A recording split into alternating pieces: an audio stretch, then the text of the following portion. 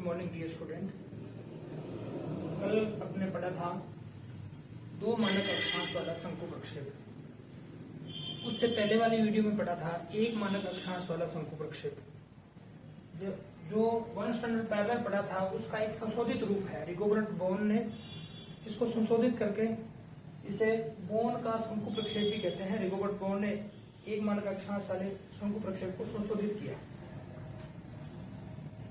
यानी कि इसकी विशेषता होगी कि एक मानक अक्षांश से संशोधित हुआ प्रक्षेप कौन सा हो गया? Bone projection. किसने किया? रिगोबर्ट बोन ने।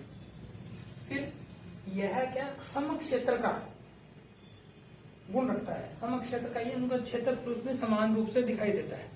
जैसा कि अपने एक मानक अक्षांश वाला का या वन स्टैंडर्ड पैरेलल अपने जो किया था उसमें क्या था? स्टैंडर्ड डेविएशन 1 था और उसी पे अपने क्या किया था? उसी अक्षांश रेखाओं को काट करके देशांतर रेखाएं बनाई थी। लेकिन इसमें क्या प्रत्येक अक्षांश को कटेगी।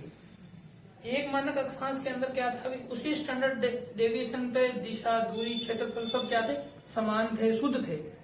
और इसमें क्या सभी कटने के कारण सारे के सारे इस अक्षांश रेखाएं कटेंगी, कट करके देशांतर रेखाओं का निर्माण होगा। इसके कारण क्या उसमें सम क्षेत्र का गुण पाया जाता है। इसी सम क्षेत्र के गुण होने के कारण एक विशेष वर्ग का यानी कि जो बनाते हैं, जैसे यूरोप का मानचित्र बनाते हैं तो इसका उपयोग किया जाता है। भारत का मानचित्र भी बनाते हैं तो इसी बोन प्रोजेक्शन का उपयोग करते हैं। इसकी एक और विशेषता है, मैं तो कई बार कॉम्पिटेटिव एग्जामों में पूछते हैं, क्योंकि इसमें नॉर्थ को दर्शाता है। नॉर्थ शुद्ध होता है।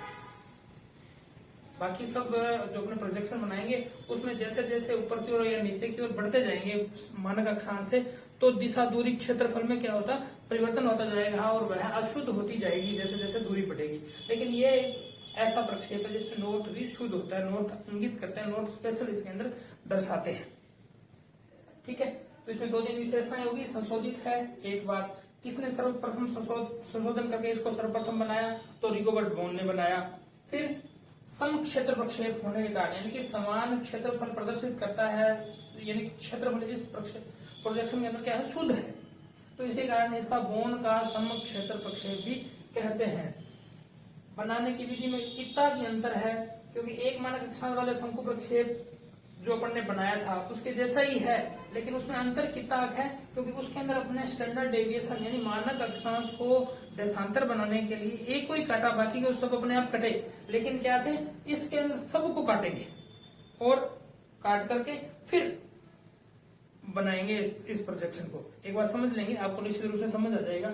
अब ये देखो, RF क्या मापनी 1:125/0 पर एक बोन प्रक्षेप बनाइए जिसका अंतराल 15 डिग्री हो, मानक अक्षांश 45 डिग्री उत्तर हो, क्षेत्र का विस्तार 15 डिग्री उत्तर से 75 डिग्री उत्तरी अक्षांश, 15 डिग्री पूर्व से 165 डिग्री पूर्वी देशांतर हो। तो पहले तो ये देखने वाली बात है, क्योंकि एक ही गोलार्ध के यानी पूर्वी गोलार्ध दिया हुआ है। पूर्वी गोलार्ध सारा का सारा 15 डिग्री पूर्व से 165 डिग्री पूर्वी देशांतर। ठीक है, तो ये देखो इसमें क्या देखो 15 डिग्री, 30 डिग्री, 45 डिग्री, दिखेगा नहीं, ये देखो 15 degree, 30 degree, 45 degree, 60 degree, 75 degree, 90 degree, 105 degree, 120 degree, 135 degree, 150 degree और 165 डिग्री। ये उसने मांगा है। ये कौन सा है? पूर्व का क्षेत्र मांगा है। ठीक है, तो ये आएंगे। तो बीच का हिस्सा कौन सा है इसमें? अपने मान के चले तो बीच का देखो 1 2 3 4 5, 1 2 3 4 5 यानी कि 90 डिग्री जो पूर्वी देशांतर रेखा है, पूर्वी देशांतर रेखा है, वो प्रधान मध्यांतर रेखा या बीच की रेखा इस बोन के अंदर बनेगी। ये सब जो अपने प्रोजेक्शन बनाएंगे ये विशेष ध्यान रखना है। विस्तार क्या पूछता है? ये 15 डिग्री उत्तर से 75 डिग्री उत्तर है। ये अपने को अपने ध्यान है, 2 प्रोजेक्शन किए उनमें समान सी है, लेकिन इसमें उन्होंने एक ही गोलार्ध का पूछ लिया, तो बीच की 0 डिग्री नहीं आकर के क्या होगा? 90 डिग्री पूर्वी देशांतर रेखा आएगी। अब किस प्रकार बनाएंगे वो इस वही विधि है, एक मानक अक्षांश जैसी है। सर्वप्रथम क्या मानेंगे, पृथ्वी के हटाए गए भाग का क्षेत्रफल आर होता है ये। तो ये होता है वास्तविक अर्धव्यास बटा दी की मापनी का हर। वास्तविक अर्धव्यास आपको बताया हुआ है 635/0, ये वास्तविक अर्धव्यास है। दी गई मापनी का हर, मापनी क्या है 1:125 है, तो हर है, इसका अंश ये हो गया, तो हर 125 हुआ, तो 125 फिर 0, ये आपस में कटकर एकल इसका कैलकुलेशन किया था, तो ये आ जाएगा 5.08 सेमी, 5.08 सेमी। अभी यहां तक ये 1 स्टैंडर्ड का काम ही था। यहां तक क्या था, ये 1 स्टैंडर्ड पैरेलल का काम ही था। इसके बाद में देखिए अभी क्या करेंगे, देखो 5.1 सेंटीमीटर या 5.8 सेंटीमीटर स्केल में भर करके और प्रकार की सहायता से एक गोला बनाएंगे। ये गोला बन गया।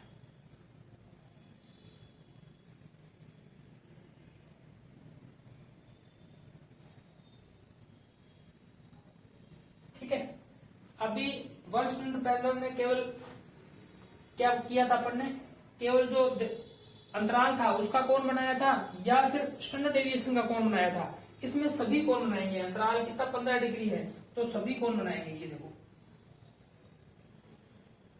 ये 90 डिग्री को ऊपर ले जाएंगे, ये 15 डिग्री का कोण, 30 डिग्री का कोण, 45 का, 60 का और ये 75 का। अभी अपने पास में स्टैंडर्ड डेविएशन क्या है, 45 डिग्री है, तो 45 डिग्री पे 90 डिग्री का कोण बनाएंगे। 45 डिग्री पे 90 डिग्री का कोण बनाएंगे, जैसा 1 स्टैंडर्ड में किया था वैसा ही। इनको सबको नाम दे देंगे, ये ओ, ये पी, अब बाकी कोई भी A B C D E F. अब ए और बी की दूरी भरेंगे प्रकार के अंदर और वही 1 स्टैंडर्ड की तरह पैरेलल चाप काट देंगे। ठीक है, दूसरा जो अपन ने 2 स्टैंडर्ड पैरेलल बनाया था, तो उसके अंदर इसको अपने आधार रेखा या 0 डिग्री अक्षांश एक प्रकार से मानते हैं। इस आधार रेखा के समानांतर इस पे लंब खींचेंगे, इस प्रकार से ये लंब खींचेंगे। ये 75 डिग्री पे लंब खींचा, ये 60 डिग्री पे लंब खींचा, ये 45 डिग्री पे लंब खींचा, ये 30 डिग्री पे लंब खींचा और ये 15 डिग्री पे लंब खींचा। इन सब पे लंब खींच देंगे। अब ये अपना कच्चा चित्र आएगा। इस कच्चे चित्र को फेयर चित्र बनाने के लिए वही व्हाइट शीट पे क्या करेंगे, वही बोन प्रोजेक्शन आरएफ लिख लेंगे। ये 15 mm की से और ये 10 mm की लिख लिया। इसके बाद में क्या करेंगे, एक लाइन लगाएंगे।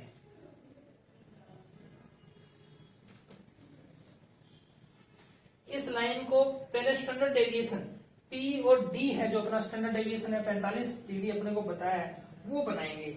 यहां प्रकार की नोक रखेंगे, यहाँ पी बिंदु पोल, ठीक है, यहां प्रकार की नोक रखेंगे और एक चाप काटेंगे।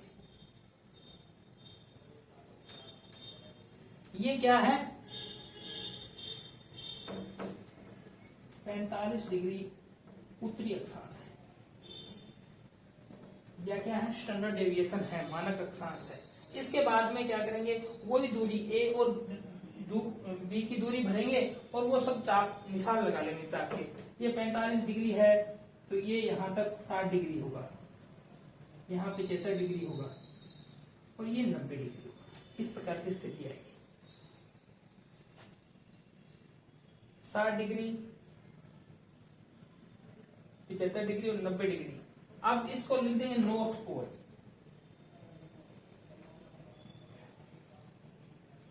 नॉर्थ पोल ये उत्तरी ध्रुव को दर्शाता है। ये पॉइंट क्या है, उत्तरी ध्रुव को दर्शाता है।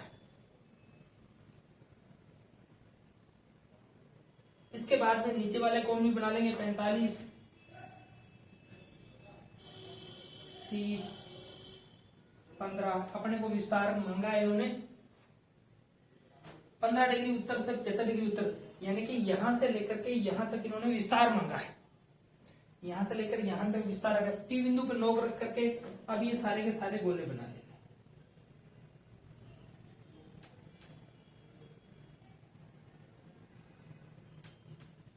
P बिंदु पे रख करके ये गोले बना लेंगे सारे के सारे। ये सारे चाप अपन ने काट लिए।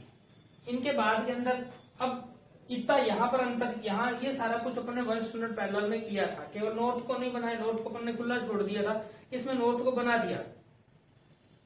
लेकिन अब क्या करेंगे, उसमें केवल इतना किया था, ये जो स्टैंडर्ड पैरेलल था इस पे केवल ये दशांतर बनाने के लिए निशान लगाए थे, लेकिन अब क्या सबके लगाएंगे। अब ये देखो ये 75 वाला है तो 75 वाला इतना है तो इस पे निशान लगाएंगे। ये देखो इधर 5 है, इधर भी 5 है, ये 90 डिग्री पूर्वी दशांतर को बताता है, 90 डिग्री इसको बताता है, तो 5 इधर बनेंगे, 5 इधर बनेंगे, पैरेलल निशान वही होंगे, ये भरेंगे। यहां से लेकर के F वाला जो है वहां अपने चाप में भरेंगे और निशान लगा लेंगे।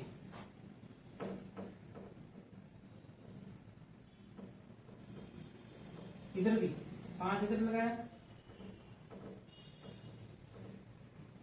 इसी प्रकार ये 75 डिग्री वाले पे निशान लगाए हैं। इसके बाद में ये है 60 वाले पे, तो 60 वाला ये है तो 60 वाले पे निशान लगा देंगे।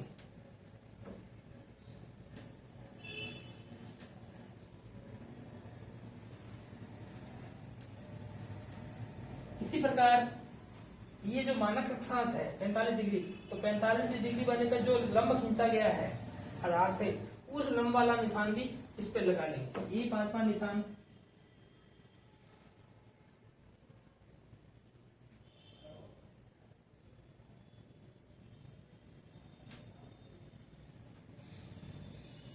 इसी प्रकार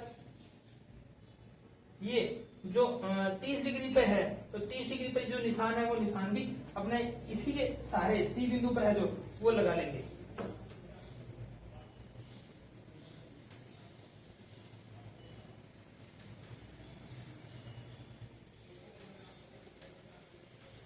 इसी प्रकार जो अपना 15 डिग्री का है, अंतराल भी है, साथ में उसने पूछा भी है, तो ये जो निशान है ये लगा लेंगे। प्रकार की सहायता से तब भरेंगे।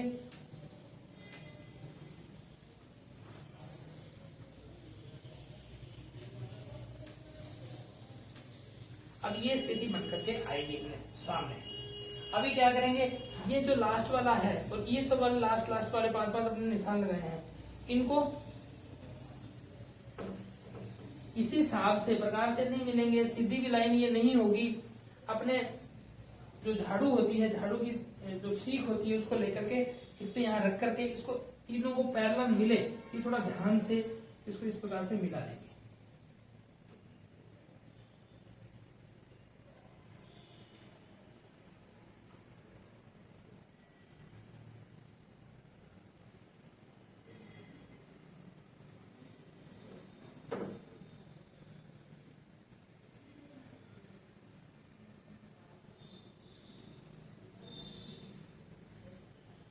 और बाकी को इरेज कर देंगे। यहां लिख देंगे 90 डिग्री पूर्वी देशांतर। अब ये 15 degree, 30 degree, 45 degree, 60 degree, 75 degree, 90 degree, 105 degree, 120 degree, 135, 150 और 165, ये सारे पूर्वी देशांतर हैं। सबके आगे ई लगा देंगे छोटा। ये 90 डिग्री वाला है, इस पे लिख देंगे standard deviation.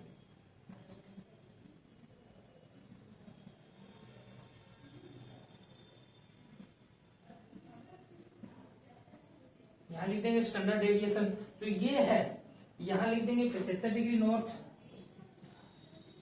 60 degree north, 45 degree north, 30 degree north और 15 डिग्री नॉर्थ। जिस अपने क्वेश्चन में पूछा गया था कि RF 1:125 से अगर एक बोम प्रक्षेप बनाइए जिसका अंतराल क्या है 15 डिग्री है, मानक अक्षांश 45 डिग्री है, क्षेत्र का विस्तार 15 डिग्री उत्तर से 75 डिग्री उत्तरी अक्षांश है, तो 15 डिग्री देखो 15 से लेकर 75 उत्तरी अक्षांश हो गया। फिर 15 डिग्री पूर्वी से 165 डिग्री पूर्वी देशांतर है, ये सारे के सारे पूर्वी है, तो 15 डिग्री से लेकर 165 डिग्री पूर्वी देशांतर हो गया। तो ये बना करके जो शेष ही लाइनें हैं इनको अपने इरेज कर देंगे, ये लाइनों को इरेज कर देंगे। तो ये अपना हो गया एक मानक बौन प्रक्षेप, एक मानक अक्षांश का संशोधित प्रक्षेप बौन प्रक्षेप। निश्चित रूप को आपको समझ में आया होगा। धन्यवाद।